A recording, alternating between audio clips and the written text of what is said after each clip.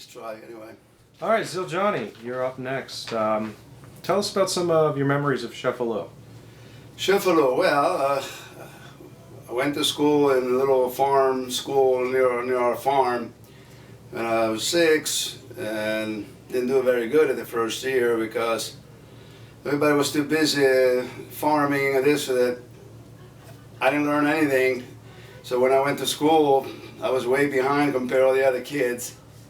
So the teacher told my father and my mother, said, hey, you're going to have to get this baby here a little, sort of study with him at night, teach him something, because he's not doing it, he's going to flunk. So my father realized, so he started at night working with me, reading for an hour here. I got better and better in the last month, but there was enough to catch up. So anyway, they failed me. So the next year, my father and my mother still helped me out. I was doing great. First grade, I was like the best kid there. Second grade, the same thing. They started teaching me well. I started studying and everything. I was doing very good.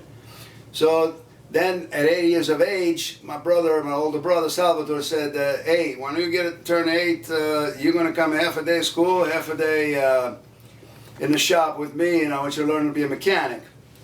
So Here in America, you've developed an auto mechanic store, and you've carried that with you for the rest of your life. Yeah, exactly. Well, then down the road, yeah, I said, well, we're going to get to that. But anyway, I started going half a day in school, half a day in the shop. The only problem was also my brother Salvatore, he worked at nighttime, part-time into a cinema, as a cinema conductor, like, you know, used to do the filming and everything, and to run the movies and so forth. So a few times I started going with him at night, and then the following year when I reached about 10, I was going and all the time. So did very little study. I barely passed through the 5th elementary because, like I said, that's all I did is go to the movie, go to work. You know, I didn't care about school.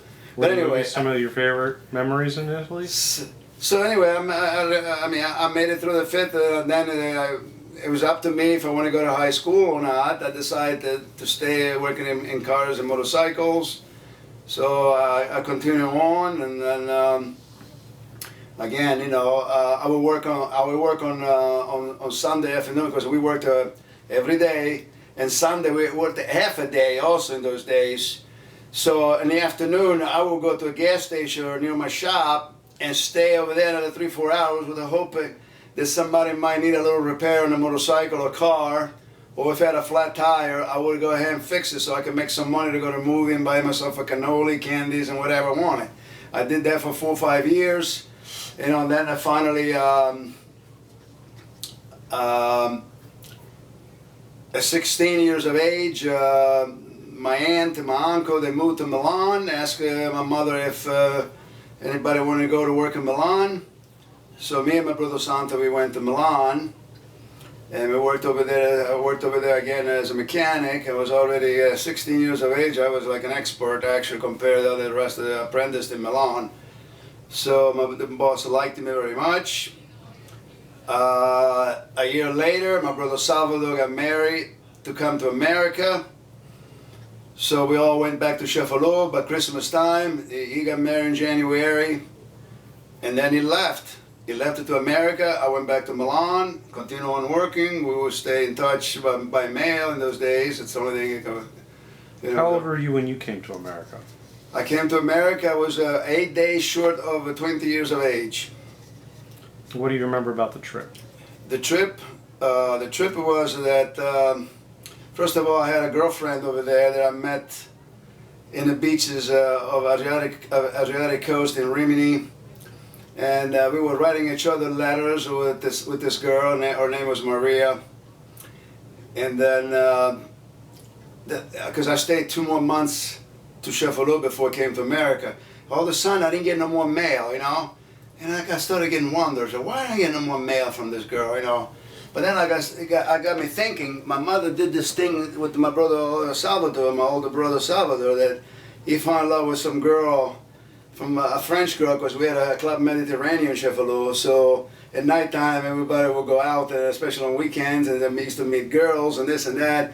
So my mother, whenever these girls were related to my brother, she didn't want him to get involved, so she would hide all the letters. So here I am, I thought of that. So you know what? I don't get any letters, and 3, 4, 5 weeks are going by without a letter. Well, before I used to get it one a week at least. So I started looking in the drawers, and suddenly years ago, 4 letters. So oh my God, I got so mad at my mother. Mom, what are you doing to me? Man, what do you worry about this girl? You're going to America now? You're gonna forget about it, this and that. Oh, immediately I wrote to this girl, says, oh, I'm sorry, and I told the story, what happened. So she read away. I told her, look, I want to be leaving in a week, like, I wrote an express mail, actually. I said, I want to be leaving here, Cefalù, in about a week, and so why don't you meet me at the airport so we can say goodbye and so forth.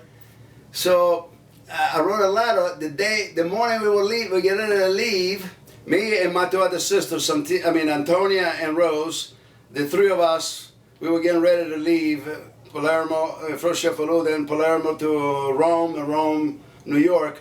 So all of a sudden I get this express mail from her, and she's telling me that, okay, Giovanni, I'm going to be waiting you at the train station in Rome. I said, train station in Rome? I'm not going to go by train, I'm going by air. I don't know if I made a mistake or she misunderstood me. Until today, 50 years later, I'm still wondering why I feel bad I never got to say goodbye. Tell me about your mother. But anyway, let me tell you real quickly about the flight. We arrived in Rome at the airport. Alitalia asked us, would you people mind if we could put you in the first class? I said, sure, as long as there's no additional cost. Oh, no. I mean, we were all dressed up and nice and everything, so they look at us, they had no room anymore in economy class, so that we went and they put us in the first class. So we flew, our first flight to New York with Alitalia was first class. Oh, we enjoyed it very much. So we arrived in New York. We went through customs somehow with a little help of some agents or somewhere. We saw it. We took a flight to Baltimore, which was raining like hell. We got all wet to go into the airplane. Those days they didn't have no connectors or whatever. So the first experience in America was they offered me a coffee, and the coffee is like 8 ounces big, and it was a real watery taste. And then they gave me a pickle, which was sweet pickle. I never had in my life had a sweet pickle. I always vinegar pickles. So I said, what the hell is this shit? Like, oh my gosh. So anyway, that was my first day. And then we arrived and stayed with my brother Salvador for a while. And then we were looking for a resident for my parents. They were coming. We found this home with a lot of ground for my father. So you came before Nonna and Nonna? Yes, I was actually I guess my brother Salvador, Teresa, and then my father. And then we were the 4th one coming over here, the 3 of us. Me, Rosa, and Antonia, we came together, the 3 of us.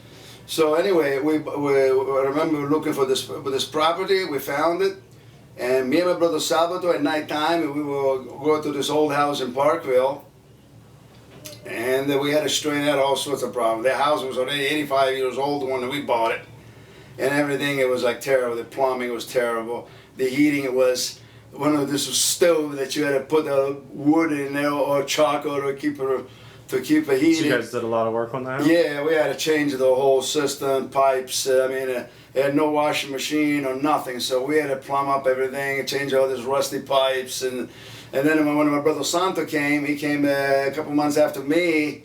He started doing all kinds of remodeling in the room, and fixing the bathroom. And like I said, little by little, we started painting the house, and we put the house in a good condition again, so my parents can live a decent life. So despite all the hard work, are you glad you came?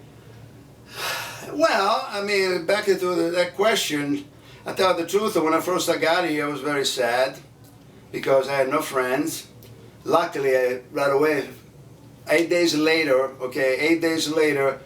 they took me in an Italian dance.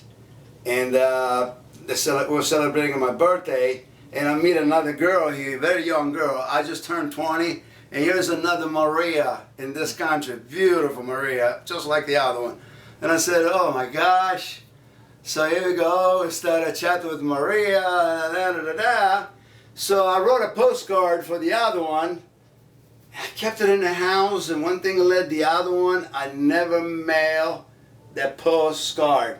And the problem, what happened was, the morning that I received the letter coming from Rome, she has just moved, so she gave me a brand new address. I gave it to my sister Antonia to hold it. After about a couple of years, I didn't mail the postcard. My sister asked me, "What are you going to do with this? Are you going to write to this girl, or you want me to throw it out?" At the time, it didn't dawn me. You know, I was already busy with another Maria. Then I started making friends. I started going out. My first impression was, being at 20 years of age, you couldn't even go dancing in this country. You had to be 21. I started partying my life when I was 9 years old. In Sheffield, in the farm, we would go dancing and everything. And here I am in America. I'm 20 years old. I can't even go get some dancing done. So then anyway, I learned about you get your brother's ID. So I got a copy of my brother Santo ID. About 8 months later, I already had a car and I got another license. I will be able to go on weekend and go, go dancing and partying and everything. Anyway, we still keep proceeding with this new Maria here. Every month they had this Italian dance. So, but anyway, I did not like it at the beginning at all. Like I said, I was sad. I would dance by myself in the room with my brother, play Italian music, and I was just crazy. For the first 8 months, it was terrible. But then again, slowly I started making friends. I had the car. We started moving around, so things got a little better. I did not go to Sheffield. I did not go to Italy for 4 years when I first came here. So the first trip to Italy was 1970. After I came here in '66, my first thing I wanted to do was go to Rome and go looking for my girlfriend. This is, I swear to God. But the only thing I could remember was that she used to go to a beach near Rome called Ostia. And she says every weekend that we go over there with my parents. She was also my age. She was about 18 when I met her. Until 19, it was when I pretty much said goodbye. Anyway, I looked through that beach and I did not find. So I always had like this thing in my heart that I wanted to see. I wanted to say hello. I wanted to say I'm sorry. Blah, blah, blah. There was no way. I didn't even remember her last name. So that was the other problem. Did not know, because today we could have find it. We'll find a way where but back then I didn't have such technology. I forgot because my sister threw away the letter. So Zia, we're about to run out of battery. Is there anything you'd like to close with? I'd like to close with that anyway. After a few years here working for Italian cars, me and my brother Salvo, we started a shop called Di Fara Brothers. Then my brother had an accident. He died 2.5 months later. And I continue on to keep the name alive. And now today is 40 years that the shop has been open. As I've had its ups and downs, but we're still hanging in there. And I'm doing okay. And I mean, I still go in Italy every year, and ever since 1970, I've been going every year, sometimes even twice a year. So here we are. I got three lovely daughters and a wife, and many grandchildren, and we all live together here in Baltimore. So, hello and Salud. salam, everybody.